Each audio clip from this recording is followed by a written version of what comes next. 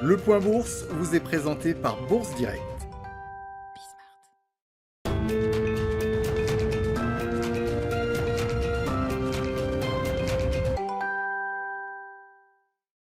La tendance est toujours hésitante à la Bourse de Paris avec un CAC 40 qui évolue autour des 6550 points avant l'ouverture des marchés américains. Les marchés américains qui sont attendus à l'équilibre en ce qui concerne le Dow Jones se met dans le vert pour le S&P 500 et le Nasdaq, à en croire en tout cas les contrats futurs sur les indices. Pour rappel, hier à la clôture, le Dow Jones se clôturait à l'équilibre justement en recul de 0,09% à 34 599 points.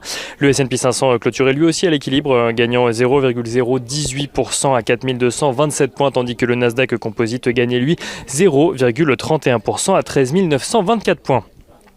Les investisseurs qui attendent toujours les grandes échéances de cette semaine, à savoir la décision de politique monétaire de la BCE, mais aussi le chiffre de l'inflation aux États-Unis pour le mois de mai, deux échéances dont les investisseurs prendront connaissance demain. En ce qui concerne l'inflation, ce chiffre est estimé selon certains observateurs comme pouvant éventuellement relancer le débat autour d'un tapering de la Fed, mais surtout sur le calendrier de celui-ci. En attendant, les investisseurs semblent plutôt confiants sur le sujet, à en croire en tout cas le rendement obligataire à 10 ans aux États-Unis qui évolue depuis ce matin aux alentours des 1,52%, tombant même en ce début d'après-midi à 1,50%.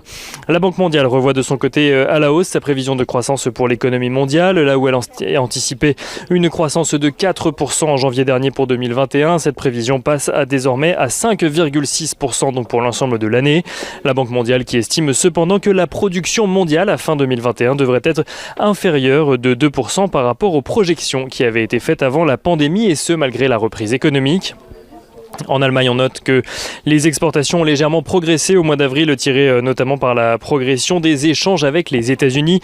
Les exportations vers les États-Unis ayant bondi de 60% sur le mois. Au global, les exportations qui ressortent en hausse de 0,3% sur un mois, tandis que les importations diminuent de 1,7%. Donc en avril, après la forte progression qu'elles ont connue au mois de mars. Une évolution qui fait passer l'excédent commercial en Allemagne de 14 milliards d'euros au mois de mars à 15,9 milliards d'euros au mois d'avril. Du côté des valeurs à présent, on note que les valeurs technologiques aux États-Unis pourraient bénéficier du vote au Sénat d'un plan de plus de 170 milliards de dollars d'investissement destiné à contrer la Chine sur le terrain des innovations technologiques.